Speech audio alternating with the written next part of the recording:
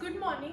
So last आपका जो video है, लास्ट क्लास में हमने देखा था कि कॉन्सेंट्रेशन ऑफ अ सोल्यूशन, वहां तक हमने सॉल्व किया था question is matter around us pure, second chapter का। Now let's move on. Next topic है वेरियस सेपरेशन प्रोसेस, मतलब बहुत सारे किसी भी एलिमेंट या मिक्सचर को सेपरेट करने के लिए बहुत सारे प्रोसेस होते हैं वो। तो यहाँ पर ऐसे कुछ 10, अच्छा किसको सेपरेट करना है, क्या सेपरेशन है, तो मैंने बताया था प्योर सब्सटेंस होता है और इम्प्योर सब्सटेंस होता है ना। तो प्योर सब्सटेंस को हम लोग फिजिकल मेथड से सेपरेट अलग नहीं कर सकते, उसमें जो भी एलिमेंट्स होते हैं उसको, लेकिन इम्प्योर सब्सटेंस को we can separate that by a physical method. तो यहाँ पर कुछ ऐसे 10 फिजिकल मेथड्स दिए हुए हैं। So first one is filtration, magnetic suspension, sublimation, separating funnel, evaporation, crystallization, distillation, fractional distillation, chromatography, and last one is centrifugation. Here are 10 separating method. ये तो देखते हैं वन बाय वन कब कौन सा मेथड काम आता है, कैसे होता है। So the first one is filtration. The first process is filtration. क्यों कर रहे हैं फिल्ट्रेशन, क्या होता है फिल्ट्रेशन, यही क्यों कर रहे हैं यहाँ पर, तो देखते हैं आगे। जैसे कि सैंड इन वाटर, अच्छा इसके पहले एक चीज है, यहाँ पर मैंने लिखा है difference in physical property. Physical property में डिफरेंसेस होंगे, किस टाइप के डिफरेंस होंगे तब हम फिल्ट्रेशन करेंगे। तो देखते हैं, जैसे कि एग्जांपल में दिया है sand and water can be separated by this process. जो पानी है अगर उसमें हम रेत मिला देंगे तो ये जो सोल्यूशन बना इसको हम लोग फिल्ट्रेशन से सेपरेट कर सकते हैं, है ना। तो सैंड के जो फिल्टर पेपर लगा रहे हैं उसमें सॉल्यूशन डालेंगे तो फिल्टर पेपर में सैंड के मॉलिक्यूल्स क्या होते हैं, पार्टिकल्स क्या होते हैं, बड़े बड़े होते हैं, तो वो अटक जाएंगे, लेकिन पानी फिल्टर पेपर से नीचे आ जाएगा, तो दोनों अलग हो गए। तो यहाँ पर फिजिकल प्रॉपर्टी में क्या डिफरेंस है, पार्टिकल की साइज पे, है ना। एक जो है वाटर, उसके पार्टिकल्स बहुत छोटे होते हैं, स्मॉल, तो वो फिल्टर पेपर क्रॉस कर लेंगे, और एक जो पार्टिकल है दैट इज सैंड, सैंड के पार्टिकल्स जो है वो बड़े बड़े होते हैं, तो वो फिल्टर पेपर पर अटक जाएंगे। तो कौन सी फिजिकल प्रॉपर्टी के बेस पे डिफरेंस है, यहाँ पर पार्टिकल की साइज अलग अलग है, और साइज अलग अलग है then we can separate it by the process of filtration. यहाँ पर एक इमेज देखोगे, इसमें क्या हो रहा है, एक ट्यूब है ना, फनल है या फिर ग्लास ट्यूब या फनल लेंगे, उसमें हमने क्या लगाया है, फिल्टर पेपर लगाया है। अब फिल्टर पेपर लगाने के बाद क्या कि सैंड और वाटर वाला जो सोल्यूशन है वो हम उसमें पोर करेंगे, डालेंगे, तो वाटर जो है फिल्ट्रेट वो नीचे छन के आ जाएगा जो भी कंटेनर रखे, और रेत जो है वो ऊपर अटक जाएगा। तो रेत भी और पानी दोनों क्या हो गए, अलग हो गए, सेपरेट हो गए। तो this is the first separation method, filtration. और यहाँ पर देखो एक और इमेज लगा रही हूँ समझाने के लिए, यहाँ पर पार्टिकल बेस पे दिए हुए हैं,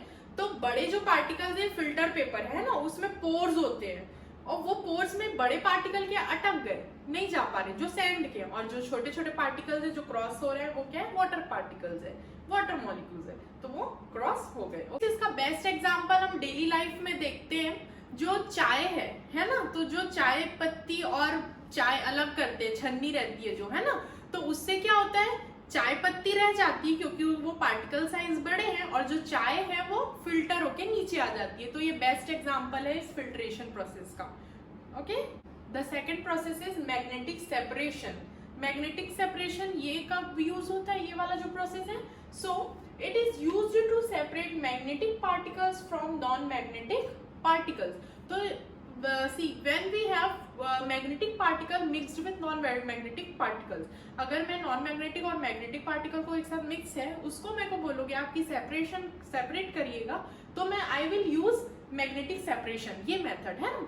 तो एग्जांपल देख लो, जैसे कि mixture of iron filings and sand, रेत में आयरन फिलिंग डला हुआ है, ठीक है, उसको मुझे सेपरेट करना है। तो वी ऑल नो दैट कि जो आयरन पार्टिकल्स है, जो आयरन है वो मैग्नेट से क्या होता है, अट्रैक्ट होता है ना। तो ये क्या हो गया, मैग्नेटिक हो गया, और सैंड जो है वो नॉन मैग्नेटिक है, राइट। तो यहाँ पर फिजिकल प्रॉपर्टी का डिफरेंस क्या आ गया, तो difference in physical property, magnetic nature, एक मैग्नेटिक है एंड एक नॉन मैग्नेटिक है, तो ये सेपरेट करना इजी है मैग्नेट के थ्रू। यहाँ पर एक डायग्राम देखो, यहाँ पर रेत है, रेत में कुछ आयरन के पार्टिकल्स डले हुए हैं, तो इसको मुझे सेपरेट करने के लिए मैंने एक मैग्नेट यूज किया। जैसे ही मैं मैग्नेट पास ले जाऊंगी, जो भी आयरन पार्टिकल्स है वो मैग्नेट में अट्रैक्ट होके चिपक जाएंगे, है ना, और जो रेत है वो अलग हो जाएगा। तो we can separate these with magnetic separation. Mostly यहाँ पर एक और इमेज देखना, क्या होता है, ये प्रोसेस कैसे होता है यहाँ पर, इसके लिए मैं एक इमेज और एक वीडियो अपलोड कर देती हूँ, तो आप वो देख लीजिए। क्या हो रहा है, जब वो पार्टिकल वहां पर फाइनली और जो है ना, वो दिया जा रहा है, डाला जा रहा है, तो वो क्या हो रहा है, ऐसे जा रहा है, तो जो मैग्नेट है वो उसमें चिपक जा रहा है, और जो नॉन मैग्नेटिक है वो अलग हो जा रहा है, वो पहले ही गिर रहा है, और जो मैग्नेटिक है वो थोड़ा और दूर तक के जा रहा है, क्योंकि वहां मैग्नेट लगे हुए हैं, वो चिपक गया उसमें। तो मोस्टली जो भी ये ओर्स होते हैं, मिनरल्स होते हैं, उसमें से मैग्नेटिक सब्सटेंस अलग करने के लिए क्या यूज किया जाता है, मैग्नेटिक सेपरेशन मेथड यूज किया जाता है। Okay, so students, third one is sublimation. Third process क्या है, सब्लिमेशन। क्या होता है सब्लिमेशन? वी नो दैट कि कुछ ऐसे सॉलिड्स होते हैं जो बिना लिक्विड स्टेट में आए, अगर हम उनको हीट कर रहे हैं, वो डायरेक्ट क्या होता है, गैस बन जाता है, मतलब वेपर हो जाएगा, वेपराइज हो जाएगा, तो उस प्रोसेस को सब्लिमेशन बोलते हैं ना। और उस पार्टिकल को या उस जो सोल्यूशन या मिक्सचर या सॉलिड है उसको हम सब्लिमेटरी पार्टिकल्स बोलेंगे। तो जब हमारे पास ऐसा कुछ सोल्यूशन आएगा जिसमें एक पार्टिकल सब्लिमेटरी है और एक क्या है, नॉन सब्लिमेटरी है, then we can use this process. This process can be used to separate supplementary particle from non-supplementary particles. अगर ऐसे दो पार्टिकल मिक्स्ड है, ऐसा कोई मिक्सचर या सोल्यूशन आ रहा है, then we will use sublimation. ठीक है, डिफरेंस क्या है इसकी फिजिकल प्रॉपर्टी में? सब्लिमेटरी नेचर, एक क्या है, सब्लिमेटरी है और एक नॉन सब्लिमेटरी है। ठीक है, मतलब एक जो है वो हीट करने पे डायरेक्ट वेपराइज हो जाएगा और एक क्या है, लिक्विड या सॉलिड रहेगा। ठीक है, तो एग्जांपल यहाँ पर लेते हैं, mixture of ammonium chloride and salt. Ammonium chloride और सॉल्ट, इसमें से अमोनियम क्लोराइड जो है वो सब्लिमेटरी है और सॉल्ट जो है वो नॉन सब्लिमेटरी है। ओके, यहाँ पर देखो प्रोसेस कैसे होता है। So here is the diagram. यहाँ क्या हो रहा है, एक प्लेट है या एक कंटेनर है जिसमें ऐसा मिक्सचर रखा हुआ है अमोनियम क्लोराइड और सॉल्ट का। जब हम इसको हीट दे रहे हैं तो क्या हो रहा है, अमोनियम क्लोराइड जो है वो क्या है, सप्लीमेंट्री पार्टिकल है, तो हीट करने से वो सॉलिड से वेपर बन जाएगा, गैस बन जाएगा, है ना। तो वो डायरेक्ट क्या बनेगा, गैस बनते जाएगा। ऊपर में लगा हुआ है वेट कॉटन पैड, है ना, कॉटन लगा हुआ है तो ब्लॉक करने के लिए। अब वो कॉटन क्या करेगा, वेट है, ठंडा करेगा, तो जो गैस बन के जा रहा है वो कूल होके क्या होंगे, देखो यहाँ पे सरफेस में क्या होगा, ऐसे जो फनल है उसके सरफेस में चिपक जाएंगे अमोनियम क्लोराइड, है ना। तो वो ऊपर क्या हो गया, चिपक गया वहां पर, और जो सॉल्ट है वो हमारा कहाँ आ गया, नीचे, एज इट इज वैसा का वैसा ही है। तो सॉल्ट और अमोनियम क्लोराइड क्या हो गए, सेपरेट हो गए मिक्सचर से, है ना, दोनों को अलग कर लिया हमने, किस मेथड से, sublimation. So this process is known as sublimation.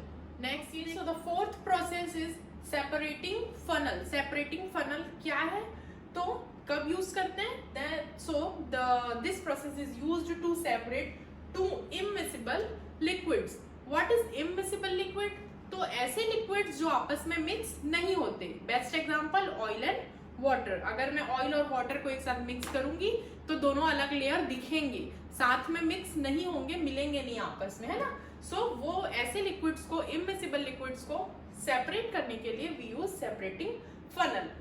Difference in physical property क्या आ गया भाई, क्या फिजिकल प्रॉपर्टी है, जो मिक्सचर लिए उसके जो दो सब्सटेंस है, दो, है ना, उसमें क्या डिफरेंस है, डिफरेंट डेंसिटी। दोनों की जो डेंसिटी है वो अलग अलग है, एक थिक है ऑयल बेसिकली, और जो वाटर जो है वो क्या है, थिन है, लाइट है। ओके, एग्जांपल में क्या लिए, कौन सा मिक्सचर लेंगे इसको समझने के लिए, mixture of kerosene oil and water. Kerosene oil और वाटर का मिक्सचर है, उसको हम सेपरेट करेंगे, ऑयल अलग वाटर अलग। तो हम ये मेथड यूज करेंगे, कैसे, तो देखो यहाँ पर एक आपको दिख रहा है जो इमेज, उसमें ये जो apparatus दिख रहा है, दैट इज सेपरेटिंग फनल, है ना। इसमें नीचे क्या लगा हुआ है, नॉब लगा हुआ है, नल के जैसा रहता है, लॉक और अनलॉक कर सकते हैं उसको। उसमें डला हुआ है सोल्यूशन, किसका मिक्सचर है, केरोसिन ऑयल और वाटर डला है ना। ऑयल जो है वो ऊपर अलग लेयर बन गई है, वाटर जो है वो नीचे है ना, ऐसे ही रहता है। तो क्या होगा, जब इसको मैं सेपरेट कैसे करूंगी, तो नीचे का जो नॉब है अगर मैं उसको ओपन करूंगी तो वो जो वाटर है नीचे वो क्या होगा, धीरे धीरे जो नीचे रखा हुआ कंटेनर है उसमें आके गिर जाएगा, है ना, अलग हो गया। जैसे ही वाटर खत्म हुआ, वाटर लॉक तक पहुंचा, तो वैसे ही मैं नॉब को बंद कर दूंगी, और जैसे ही मैं नॉब बंद करूंगी ऑयल अलग रह जाएगा ऊपर ही, और वाटर जो है वो हमें नीचे मिल गया। तो वी कैन सेपरेट ऐसे इमिसिबल लिक्विड्स को, ठीक है, through separating funnel. Let's move on to the fifth, evaporation. Fifth process क्या है, इवेपोरेशन। क्या होता है भाई, मतलब कैसे होता है ये प्रोसेस, कब करते हैं? सो द डेफिनेशन या उसका जो डिटेल है वो देखते हैं। For separating a mixture of volatile and non volatile substance, किसी भी ऐसा मिक्सचर जिसमें एक टाइप के जो पार्टिकल्स है वो वोलेटाइल है और एक नॉन वोलेटाइल है ना, उनको अगर हमें सेपरेट करना है then we will use evaporation. Best example, obtaining salt from sea water. Sea water से जो हम सॉल्ट निकालते हैं, सॉल्ट ऑब्टेन करते हैं, वो इसी प्रोसेस से होता है, इवेपोरेशन से, ठीक है। क्या होता है वोलेटाइल नॉन वोलेटाइल, मतलब एक टाइप के जो पार्टिकल्स होते हैं उस मिक्सचर में वो उड़ जाते हैं गर्म करने पे, अगर उनको हीट देंगे तो वो वेपर बन के, है ना, उड़ जाएगा, और एक जो है वो रह जाएगा जो नॉन वोलेटाइल है। तो इसमें क्या होगा, जो वाटर है वो हवा में उड़ जाएगा और जो सॉल्ट है वो नीचे रह जाएगा, तो वाटर और सॉल्ट क्या हो गया, अलग हो जाते हैं। इस प्रोसेस को बोलते हैं इवेपोरेशन। यहाँ पर देखो, इसको समझने के लिए एक इमेज है, यहाँ पर एक कंटेनर है जिसमें सॉल्ट और वाटर का सोल्यूशन है, ठीक है। इसको मैं क्या करूंगी, नीचे से हीट दूंगी, बर्नर लगा हुआ है, तो हीट जैसे ही हम प्रोवाइड करेंगे धीरे धीरे वाटर जो है वो एवापोरेट हो जाएगा, उड़ते जाएगा, है ना, और जो सॉल्ट है वो उसमें ही रह जाएगा। तो ये प्रोसेस क्या है, इवेपोरेशन की प्रोसेस है। Next process is crystallization. Crystallization क्या है, तो पूरा मतलब कि लगभग इवेपोरेशन जैसा ही है ये, है ना, दोनों सेम है। इसमें भी नॉन वोलेटाइल रहेगा, एक वोलेटाइल रहेगा। जो सी वाटर से सब्सटेंस सॉल्ट अलग करने वाला, ऑब्टेन करने वाला प्रोसेस इससे भी कर सकते हैं। तो भाई दोनों अगर सेम है तो नाम क्यों अलग है, तो क्यों है, क्योंकि क्रिस्टलाइजेशन जो है उसके कुछ एडवांटेजेस है ना, ये ज्यादा एडवांस्ड प्रोसेस है। इवेपोरेशन के थोड़े डिसएडवांटेजेस है, देखेंगे वो क्या है। इस प्रोसेस में होता क्या है बेसिकली, जैसे कि मैं किसी भी चीज को, है ना, कोई इम्प्योर सब्सटेंस है जिसको मैं वाटर में मिक्स कर रही हूँ, अगर वो मिक्स होता है ना, उसमें मैं मिक्स कर दी, उसको फिर क्या करेंगे, उसको सूखने देंगे, ड्राई होने देंगे। उसके बाद क्या करेंगे, इसको ड्राई करने के लिए हल्का हीट भी दे सकते हैं। तो हीट क्या होगा, धीरे धीरे वो ड्राई होने देंगे, तो क्या होगा, जो वाटर है ना, वो धीरे धीरे हवा में उड़ता जाएगा, और जो बच गया वो सब्सटेंस अलग हो जाएगा। तो सॉल्ट और वाटर इससे भी सेपरेट हो सकते हैं, ठीक है। मतलब बेसिकली इसमें कर क्या रहे हैं, किसी भी सॉल्यूशन को बहुत गर्म करते हैं, फिर उसको ठंडा होने देते हैं, ठीक है। तो एकदम प्योर फॉर्म में हमें जो भी सब्सटेंस अलग होके मिल रहा है वाटर के इवेपोरेट होने के बाद, वो एकदम प्योर और क्रिस्टलाइन फॉर्म में रहेगा। तो इवेपोरेशन में भी तो यही होता था बोलोगे, लेकिन क्या डिसएडवांटेजेस है उसमें, क्या होता है जब हम बहुत हीट देते हैं, है ना, वाटर और सॉल्ट है सोल्यूशन, उसको हीट दे रहे हैं, तो क्या होगा, वाटर इवेपोरेट होगा, लेकिन कई बार क्या होता है जो उसमें सॉल्ट है वो भी हीट ज्यादा देने की वजह से, हीटिंग के कारण क्या हो सकता है, डिस्ट्रॉय हो सकता है, डिकम्पोज हो सकता है, खराब हो सकता है। जो सॉल्ट है ना, वो भी डिस्ट्रॉय होगा हीट के कारण। इसमें ऐसा नहीं होता, ये भले एक स्लो प्रोसेस है, इसमें स्लोली होता है, हल्का हीट देंगे और कूल करते जाएंगे, धीरे धीरे ठंडा होते होते होगा।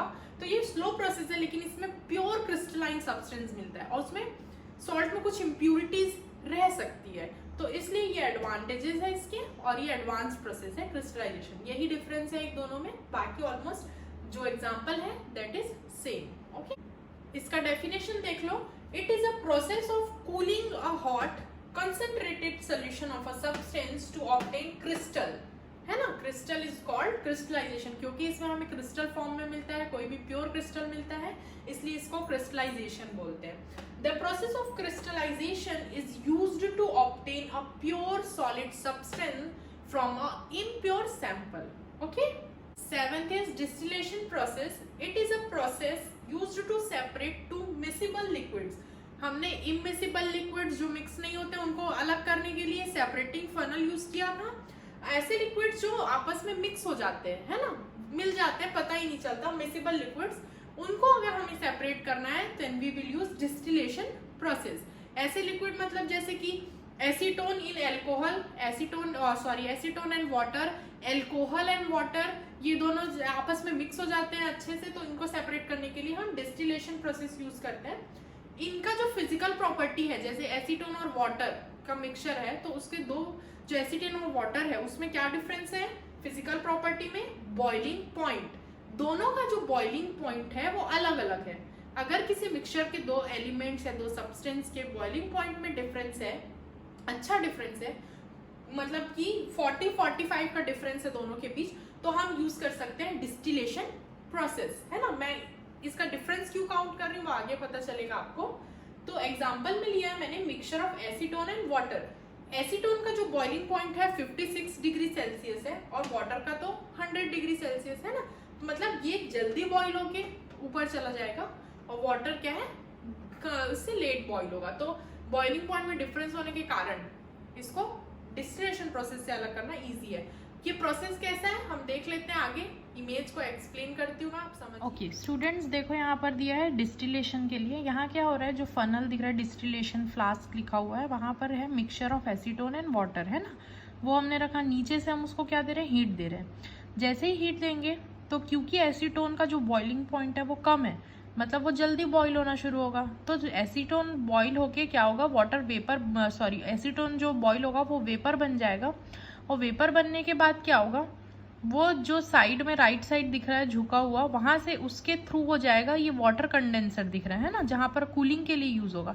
तो गैस को अगर कंडेंस करेंगे है ना, वाटर कंडेंसर से पास करेंगे तो वो लिक्विड बन जाएगा कूल होके, है ना, गैस कूल होके लिक्विड बनेगा और वो कूल होके क्या होगा, वाटर ड्रॉपलेट में कन्वर्ट होगा। और लास्ट में देखो एक बीकर रखा हुआ है, एक कंटेनर है जहां पर एसीटोन के ड्रॉपलेट्स जमा हो जाएंगे। ठीक है, क्योंकि वाटर का बॉइलिंग पॉइंट 100 डिग्री है, तो टेम्परेचर 100 पहुंचने तक हो सकता है कि एसीटोन क्या है, पूरा वेपराइज होकर लिक्विड ड्रॉपलेट्स बनकर यहाँ अलग सेपरेट कंटेनर में जमा हो जाएगा और अपना जो फनल है उसमें वाटर रह जाएगा। तो इस टाइप से वाटर एसीटोन क्या है, सेपरेट हो सकते हैं।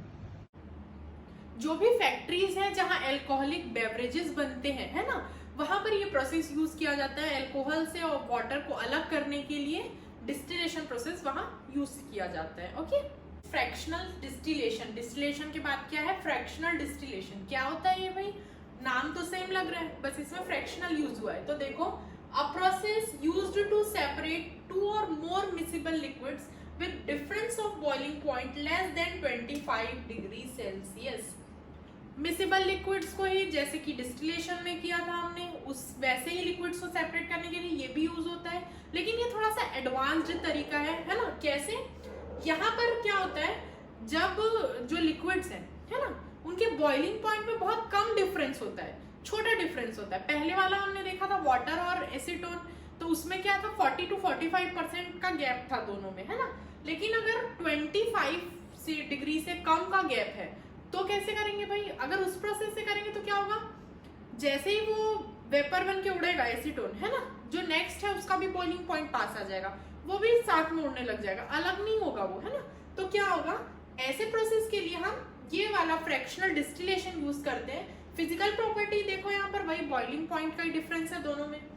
Mixture of acetone and ethanol, यहाँ पर देखो एसीटोन और इथेनॉल ये दोनों का मिक्सचर है, इसको सेपरेट करना है। इसका जो बॉइलिंग पॉइंट है बहुत क्लोज है, 20 से 25 का ही गैप है, तो इसके लिए हम डिस्टिलेशन यूज ना करके फ्रैक्शनल डिस्टिलेशन यूज करेंगे। इसमें बस कुछ नहीं करना है, ऑलमोस्ट वैसा ही प्रोसेस है, बस इसमें एक्स्ट्रा यूनिट ऐड हो जाती है, फ्रैक्शनेटिंग कॉलम। आगे देखती हूँ प्रोसेस को, मैं आपको एक्सप्लेन करती हूँ। सो लेट्स सी कैसे होता है। स्टूडेंट्स, यहाँ पर देखो फ्रैक्शनल डिस्टिलेशन है ना, तो इसमें क्या हो रहा है, यहाँ पर एक अलग सी यूनिट है जो फ्रैक्शनेटिंग कॉलम है ना। तो इसमें क्या है भाई, सेम वैसे ही दिख रहा है, पूरा सिस्टम सेम ही रहेगा, सिर्फ ये फ्रैक्शनेटिंग कॉलम जो दिख रहा है उसका देखते हैं। तो यहाँ पर मिक्सचर है एसीटोन और इथेनॉल का, है ना, ये दोनों का टेम्परेचर क्या है, ऑलमोस्ट सेम है। अगर मैं इसको डिस्टिलेशन में करती तो क्या होता, एसीटोन जैसे ही बॉईल होता और लिक्विड फॉर्म में बाजू के कंटेनर में जमा होता, दूसरा तुरंत बॉईल होना शुरू हो जाता है ना, तो जल्दी हो जाता, तो वो मिक्स नहीं, मतलब वो वापस लिक्विड फॉर्म में मिक्स हो जाते, सेपरेट नहीं हो पाते, इसीलिए हम ये यूज करते हैं। यहाँ पर क्या हो रहा है, जैसे ही मैं हीट दे रही हूँ तो एसीटोन और इथेनॉल, एसीटोन का जो टेम्परेचर है वो 56 डिग्री है, कम है इथेनॉल से, तो वो पहले बॉईल होना शुरू होगा। और ऊपर देखो फ्रैक्शनेटिंग कॉलम में क्या है भाई, कुछ नहीं, बस उसमें पत्थर के जैसे कैल्शियम कार्बोनेट के टुकड़े हैं, है ना, उसमें CaCO3 के कुछ टुकड़े डले हुए हैं, जिससे क्या होगा, गैस को उसमें से पास होने में बहुत ताकत लगानी पड़ेगी, मतलब थोड़ा एफर्ट डालना पड़ेगा, इजीली पास नहीं होगा गैस, जो वेपर बनेगा, है ना। तो इस पहले जब मिक्सचर गर्म कर रहे हैं तो एसीटोन जो है उसका टेम्परेचर कम है, तो वो बॉईल होना शुरू हो गया। अब वो क्या हो रहा है, उसका बॉइलिंग पॉइंट वो पहुंच चुका है अपने बॉइलिंग पॉइंट में, है ना, तो उसके पास फुल पावर है कि वो जो कैल्शियम कार्बोनेट के टुकड़े हैं उसको पास करके वो क्या होगा, राइट साइड में लिक्विड फॉर्म में होके इधर आ सकता है, तो वो क्या करेगा, चला जाएगा। लेकिन एसीटोन जो है वो हो रहा है, और इधर क्या है, इथेनॉल, इथेनॉल को मतलब वो उड़ना शुरू हो रहा है धीरे धीरे, क्योंकि उसका बॉइलिंग पॉइंट भी पास है, लेकिन उतना भी नहीं आया है कि वो फुल प्रेशर के साथ जो कैल्शियम कार्बोनेट है उसको क्रॉस करके जा पाए, तो वो रह जाता है वही। और उतने देर में क्या होता है, जो एसीटोन है वो राइट साइड में कंटेनर में शिफ्ट हो जाता है, या मतलब सेपरेट हो जाएगा। तो 9th one is chromatography. Chromatography नाम से देखो, क्रोमा मीन्स होता है colour, graphy means study, chromatography colour study, मतलब स्टडी रिलेटेड टू कलर्स, इसको बोलेंगे हम क्रोमेटोग्राफी, है ना। इसका मतलब क्या होता है, so this process is used to separate solutes that are dissolved in same solvent. एक ही सॉल्वेंट में अगर बहुत सारे सॉल्यूट्स मिक्स है, डिसॉल्व्ड है, तो उसको अगर हमें सेपरेट करना है तो वी विल यूज क्रोमेटोग्राफी, है ना। कैसे होता है, तो इसका जो एग्जांपल देख लो, जैसे कि डाई है ना, कपड़े का कलर करने के लिए जो डाई यूज होता है वो भी अलग, उसमें बहुत सारे कलर्स होते हैं, वो भी अलग अलग कलर्स से मिलकर बना है, तो उसमें कौन कौन से कलर है वो कैसे पता करेंगे, क्रोमेटोग्राफी के थ्रू पता चलता है, ठीक है। यहाँ पर देखो डिफरेंस इन फिजिकल प्रॉपर्टी क्या है, सॉल्युबिलिटी। क्या होता है सॉल्युबिलिटी, तो जो भी डिफरेंट सॉल्यूट्स है डिफरेंट सॉल्युबिलिटी, अलग अलग सॉल्यूट्स है, सबकी अलग अलग सॉल्युबिलिटी होती है ना। इसको समझने के लिए देखो सॉल्युबिलिटी क्या होता है, जैसे डाई है उसमें रेड कलर है, येलो कलर है, ब्लू कलर है ना। अब अगर मैं उसको पानी में मिक्स करूंगी तो हो सकता है ब्लू कलर सबसे जल्दी मिक्स हो जाए, फिर येलो कम लेट से मिक्स होगा, और रेड और धीरे मिक्स होगा, तो वो अलग अलग सॉल्युबिलिटी होती है ना। तो ये है, इसको देखेंगे क्रोमेटोग्राफी में। इसके अलावा यहाँ पर लिखा है एक ड्रग्स फ्रॉम ब्लड, तो ब्लड में हमारे कौन कौन से केमिकल्स मिक्स हो गए, क्या ड्रग्स है, ये फाइंड आउट करने के लिए भी क्रोमेटोग्राफी यूज कर सकते हैं। एक इमेज के थ्रू इसको समझते हैं। तो देखो क्रोमेटोग्राफी में क्या है, सेपरेट करना है ना, डाई के जो कलर्स है उसके अंदर कौन कौन से कलर है उसको हमें अलग करना है, सेपरेट करने के लिए यूज होता है। तो मान लो मैंने यहाँ पे कंटेनर है जिसमें मैंने लिया वाटर, पानी है, ठीक है, ये ली मैं एक पेपर जिसका एब्जॉर्बिंग कैपेबिलिटी ज्यादा है, वाटर जल्दी एब्जॉर्ब करता है, ऐसा पेपर लियो। यहाँ पर मैं लगा दूंगी इसमें डाई, क्या लगाया मैंने इसमें, डाई लगा दिया इस पेपर में। अब क्या करूंगी, ये जो पेपर है ना, इसको मैं इसमें डिप करूंगी, डुबाऊंगी। यहाँ पर क्या है, डाई है ना, डाई है यहाँ पर, और इसको मैंने यहाँ पर डिप किया, तो ये क्या करेगा, ये जो पेपर है ना, वो वाटर को एब्जॉर्ब करेगा, तो वाटर इसमें चढ़ता जाएगा, गीला होते जाएगा, है ना, तो वाटर धीरे धीरे ऊपर होते जाएगा, ठीक है, एब्जॉर्ब करते जाएगा पूरा पेपर वाटर को, तो वाटर लेवल क्या हुआ, पेपर में चढ़ता गया। अब जो डाई है यहाँ पर उसमें बहुत सारे कलर्स है ना, तो क्या होगा, जिस भी कलर का सॉल्युबिलिटी हाई है, जो क्या होता है बहुत जल्दी सॉल्युबल होगा, वो अपना कलर पहले सबसे ऊपर दिखाएगा। मतलब जैसे कि यहाँ इसमें मान लेते हैं ब्लैक है, रेड है, ऑरेंज, येलो, 4 कलर है डाई में, है ना, तो ब्लैक कलर जैसे ज्यादा सॉल्युबल है तो यहाँ पर आ गया ब्लैक कलर, फिर रेड कलर का कलर आ जाएगा, ऐसे करके मिक्स होगा। मैं आपको एक डायग्राम दिखाती हूँ, उससे ज्यादा क्लियर होगा।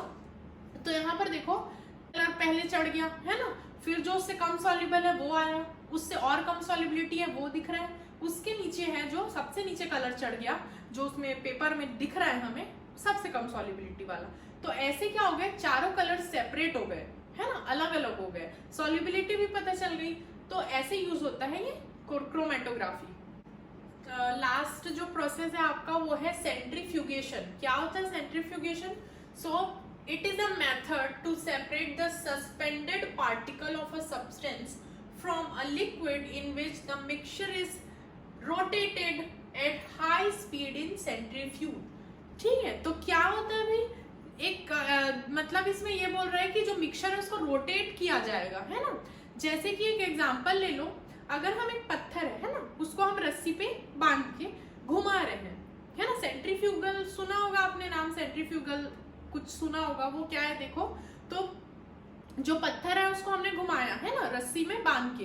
अब जब उसको घुमाओगे और एक एट अ पॉइंट जब रस्सी टूटेगी, है ना, तो पत्थर जो है वो बाहर की तरफ फेंकाएगा। तो ये जो फोर्स है जिसके कारण ऐसा हुआ, दैट इज सेंट्रीफ्यूगल फोर्स। वहां पर क्या लग रहा है, सेंट्रीफ्यूगल फोर्स, है ना। तो सिमिलरली क्या हो रहा है, वो जो सब्सटेंस है, जो पत्थर है, उसको वो दूर करने की कोशिश कर रही है ना, सेंटर से वो दूर भेजता है, फेंका जाता है वो चीज। तो वैसे यहाँ पर क्या होता है वो देखते हैं। यहाँ डिफरेंस इन फिजिकल प्रॉपर्टी क्या है, डेंसिटी। डेंसिटी के बेस पे जो काम करेगा ये, है ना। तो देखते हैं वो कैसे होगा। जो अलग अलग पार्टिकल्स की अलग अलग डेंसिटी होती है ना, सबकी अलग अलग डेंसिटी होती है, उसके बेस पे मतलब ये कैसे इसमें पार्टिकल्स है सेपरेट होंगे। तो मान लो ये क्या है, मशीन है, सेंट्रीफ्यूगल मशीन है, ठीक है, ये लगा है सेंट्रीफ्यूग, है ना। अब यहाँ पर दो टेस्ट ट्यूब लगाने का, यहाँ पर टेस्ट ट्यूब होल्डर्स है दो, ठीक है, और यहाँ पर एक होल्डर लगा हुआ है, ठीक है, सॉरी हैंडल है ये टेस्ट ट्यूब होल्डर्स है, जिसमें हम ऐसे डायग्राम, ठीक है, ऐसे ही बना रही हूँ मैं। तो ये टेस्ट ट्यूब होल्डर में टेस्ट ट्यूब लगे हुए हैं, ठीक है। तो क्या हो रहा है यहाँ पर, इस मशीन में ये जो हैंडल है उसको मैं ऐसा घुमा रही हूँ, तो घुमाने से क्या होगा, वो ऐसे घूमेगा, है ना, और वो बहुत स्पीड से घूमेगा। तो क्या होगा, जो टेस्ट ट्यूब है वो साथ में घूमेंगे, ठीक है। ऐसे जब वो घूमेगा मशीन, तो क्या होगा, टेस्ट ट्यूब भी घूमेगा उसके साथ। तो क्या होता है, डेंसिटी कैसे काम आ रही है। तो यहाँ पर जो जैसे मिक्सचर है, ठीक है, अब सपोज मैं ले लेती हूँ यहाँ पर ब्लड का जो मिक्सचर है। तो ब्लड के कंपोनेंट जो होते हैं, जैसे प्लाज्मा, प्लेटलेट्स, WBC, RBC, ये सारी चीजें ब्लड में होती है। चारों को मुझे सेपरेट करना है, तो मैं ये अगर यूज करूं, है ना, कैसे होगा। तो जो फोर्स है वो इसका जो सोल्यूशन है ना, उसको इधर बाहर की तरफ ढकेलेगा, बाहर की तरफ धक्का देगा, है ना। जैसे पत्थर घूम रहा था तो वो बाहर की तरफ होता है, वैसी। तो ब्लड के जो कंपोनेंट्स है उसमें जो सबसे ज्यादा थिक होगा या जिसकी जो डेंसिटी है हाई होगी, तो उसको सेंट्रीफ्यूगल फोर्स सबसे पहले नीचे धकेलेगा, है ना, ज्यादा डेंसिटी को। तो वो जो लिक्विड है, सपोज यहाँ पर सबसे नीचे आ गई, टेस्ट ट्यूब घूम रहा है, उसमें सबसे नीचे जाके हाई डेंसिटी वाला लिक्विड आ गया। उससे जो कम डेंसिटी होगी वो इसके बाद आ जाएगा वो कंपोनेंट, और उससे और कम डेंसिटी वाला कंपोनेंट इधर आ गया, फिर उससे कम वाला इधर आ गया, है ना। तो चारों जो है वो क्या हो गए, कंपोनेंट्स सेपरेट हो जाते हैं ब्लड के। ये एक एग्जांपल था, ठीक है। ऐसा कोई भी ऐसा मिक्सचर ले सकते हैं जिसको हम सेपरेट करना चाहते हैं, इसका जो डिफरेंस रहेगा फिजिकल प्रॉपर्टी में वो डेंसिटी होना चाहिए, ठीक है स्टूडेंट। ब्लड टेस्ट वगैरह किया जाता है, वो लैब में ये मशीन दिखेगी, सेंट्रीफ्यूज है ये, है ना। इसमें क्या हो रहा है देखो, अलग अलग उसमें कंटेनर्स में ट्यूब रखा जा रहा है, सेक्शन में टेस्ट ट्यूब रख रहे हैं जिसमें ब्लड सैंपल्स है। अब देखना ये मशीन जो है वो घूमेगी, है ना, ये घूम रही है। तो क्या हो रहा है, जो मैंने जैसे बताया फोर्स लग रहा है बाहर की तरफ, है ना, तो वो क्या होगा, ट्यूब में जो ज्यादा डेंसिटी वाली है वो। तो ये थे आपके 10 प्रोसेस। हर मिक्सचर में आपको ये देखना होगा कि उसकी फिजिकल प्रॉपर्टी कैसे अलग अलग है, कैसे डिफर कर रही है ना। अगर वो पार्टिकल का साइज अलग दिख रहा है आपको, तो आप फिल्ट्रेशन यूज करेंगे, है ना। जैसे इमिसिबल लिक्विड दिख रहा है तो सेपरेटिंग फनल यूज करेंगे, डेंसिटी दिख रहा है तो सेंट्रीफ्यूगेशन यूज कर सकते हैं आप। तो ऐसे अलग अलग डिफरेंस के हिसाब, फिजिकल प्रॉपर्टी के बेस पे हम अलग अलग प्रोसेस को यूज करते हैं इम्प्योर सब्सटेंस को सेपरेट करने के लिए, ठीक है। क्लियर है 10 मेथड्स। आगे देखते हैं, कुछ टॉपिक्स और बचे, फिर ये चैप्टर आपका खत्म हो जाएगा। स्टूडेंट्स, यहाँ पर एक छोटा सा क्वेश्चन है, आप सॉल्व करेंगे, इंटरेस्टिंग है। क्या है, how will you separate mixture of. ये मिक्सचर जो मैंने लिखा है उसको हम कैसे सेपरेट करेंगे, ये सॉल्व करना है। जैसे देखो मैंने क्या कर दिया यहाँ, salt, sand, ammonium chloride, iron filling, water, सबको क्या किया, एक साथ मिक्स कर दिया है, ठीक है। अब मुझे सभी को एक एक अलग करना है, तो मैं कैसे करूंगी। तो स्टेप बाय स्टेप बहुत सारे 2-3 प्रोसेसेस यूज कर सकते हो आप। क्या क्या प्रोसेस है वो आप बताएंगे। पहला स्टेप मैं बताती हूँ आपको, आगे का आप मुझे सेंड करोगे। जैसे कि सबसे पहले ले रही हूँ मैं फिल्ट्रेशन लूंगी, पूरा जो मिक्सचर है उसको मैं इसमें डालूंगी फिल्टर पेपर में, तो कौन सा सोल्यूशन नीचे आएगा भाई? फिल्टर होके सॉल्ट और वाटर आ जाएगा, सॉल्ट एंड वाटर क्या हो जाएगा? नीचे आ जाएगा। सॉल्ट जो है वो वाटर में मिक्स हो जाता है, नमक पानी है ना सॉल्ट सोल्यूशन, तो वो क्या हो गया? फिल्ट्रेशन से नीचे आ गया। ऊपर क्या क्या बच गए? सैंड बच गया, अमोनियम क्लोराइड बच गया, आयरन फिलिंग जो है वो फिल्टर पेपर में रह गया, वो पास नहीं हुआ। अब ये तीनों को अलग करना है, ये दोनों को भी अलग करना है। आप इसका जो आगे की प्रोसेस है कैसे अलग करोगे इन दोनों को और इन तीनों को, वो आप मुझे बताएंगे। ओके, आगे देखते हैं। देखो separation of components of air पढ़ेंगे, ये आपका पेज नंबर 23 एनसीईआरटी में दिया हुआ है, ठीक है। जो एयर में कंपोनेंट्स होते हैं, बहुत सारे कंपोनेंट होते हैं ना एयर में। ऑक्सीजन होता है, नाइट्रोजन होता है, आर्गन होता है, कार्बन डाइऑक्साइड गैस होता है। तो ये सारे जो गैसेस मिले हुए हैं उनको हम सेपरेट कैसे कर सकते हैं? उनका सेपरेशन इस प्रोसेस से होगा, जो यहाँ पर डायग्राम दिख रहा है ना आपको मशीन, उसके थ्रू होगी। कैसे? तो देखो यहाँ से लेफ्ट से स्टार्ट करते हैं, यहाँ दिया हुआ है फिल्टर, है ना। यहाँ से हम क्या किए? एयर पास किए। अब एयर को जैसे ही पास कराए, ये एरिया है जहाँ लिखा है एयर अंडर प्रेशर, मतलब हम एयर में क्या करेंगे? प्रेशर देंगे, उसको कंप्रेस करेंगे, गैस को क्या करेंगे? कंप्रेस करेंगे। प्रेशर देने से क्या होगा? वो ठंडा हो जाएगा, उसका जो टेम्परेचर है वो कम हो जाएगा, है ना। अब अभी मतलब कि हमने देखा है, हमको पता है कि जो कंप्रेशन से हम क्या कर सकते हैं, जब उसको प्रेशर देते हैं तो हम गैस को लिक्विड में कन्वर्ट होता है, जो गैस है वो लिक्विड में कन्वर्ट होता है। तो यहाँ पर उतना ज़्यादा प्रेशर नहीं है, अभी उतना ज़्यादा लिक्विफाई नहीं हुआ है गैस, अभी भी वो एयर है। तो एयर के फॉर्म में गया, इस चैम्बर में आया, है ना। यहाँ देखो, यहाँ से जो कॉइल दिख रहा है, यहाँ एक कॉइल लगा हुआ है जहाँ से हम फ्रीजिंग कोल्ड वाटर, मतलब इतना ज़्यादा ठंडा, बहुत ठंडा पानी जो बर्फ जमा सकता है, इतना ठंडा पानी हम यहाँ से पास करेंगे। तो जब गैस इस चैम्बर में आया तो यहाँ पर इसके कारण क्या हो रहा है? बहुत ठंडा हो गया। अब जो गैस है वो क्या है? कोल्ड कंप्रेस्ड एयर है ना। बहुत ठंडा पानी है, कंप्रेस्ड एयर है। फिर यहाँ पर एक सेपरेटर आया, जो एयर है, सॉरी पानी बोल दिया मैंने, एयर। फिर ये सेपरेटर आया, यहाँ से क्या हो गया? Carbon dioxide gas dry ice बन गया। मतलब जो कार्बन डाइऑक्साइड है ये एक सब्लिमेटरी है, मतलब कि ये डायरेक्ट गैस से सॉलिड, सॉलिड से गैस कन्वर्ट होता है ना। तो गैस था एयर, उससे डायरेक्ट जब उसको हम कंप्रेस किए तो क्या बन गया? सॉलिड बन गया, तो वो ड्राई आइस। तो यहाँ पर क्या हो गया? हमारा जो कार्बन डाइऑक्साइड है वो तो अलग हो गया, ठीक है। अब बच गया क्या? नाइट्रोजन, ऑक्सीजन, आर्गन बच गए। तो देखो अब ये क्या हो रहा है? यहाँ से पास होके इस एक्सपांशन जेट में गया, तो जो लिक्विड एयर है, अब लिक्विड बन गया है ना वो। तो लिक्विड एयर को जब हम स्प्रे किए, है ना, एक्सपेंशन जेट से, तो सबसे पहले क्या हुआ? स्प्रे करने से उसका जो नाइट्रोजन है, आर्गन है, वो आउट हो गया। नाइट्रोजन ऊपर, ऑर्गन, ये सब डेंसिटी के ऊपर डिपेंड करता है, जिसकी डेंसिटी कम होगी वो जल्दी निकलेगा। तो इस टाइप से नाइट्रोजन गैस और ऑर्गन गैस भी अलग हो गए, है ना। फ्रैक्शनल डिस्टिलेशन कॉलम है ये। उसके बाद आता है लिक्विड ऑक्सीजन। तो ये जो चैम्बर बच गया, यहाँ पर क्या आएगा? हमारा ऑक्सीजन बच गया, मेन कंपोनेंट हमारा, तो वो लिक्विड फॉर्म में यहाँ सेपरेट हो गया। तो देखो स्टूडेंट्स, ऑक्सीजन भी आ गया, नाइट्रोजन एंड ऑर्गन भी अलग अलग हो गए, एंड कार्बन डाइऑक्साइड गैस भी अलग हो गई। तो एयर के कंपोनेंट्स इसके थ्रू अलग अलग हो गए, सेपरेट हो गए। ओके, यहाँ पर वाटर का प्योरिफिकेशन सिस्टम दिया हुआ है, ये समझ लेते हैं कि वाटर प्योरीफाई कैसे होता है ना, क्लीन कैसे होता है। तो देखो यहाँ पर सेडिमेंटेशन के थ्रू होता है। क्या है? तो यहाँ पर दिया हुआ है, ये आपके पेज नंबर 24 में दिया हुआ है। ओके, ये रिजर्वायर है जिसमें क्या है? इम्प्योर वाटर है, ठीक है। इसको प्योर करना है हमें, तो ये सबसे पहले जाता है सेडिमेंटेशन टैंक। सबसे पहले सेडिमेंटेशन टैंक में जाता है। यहाँ क्या होता है?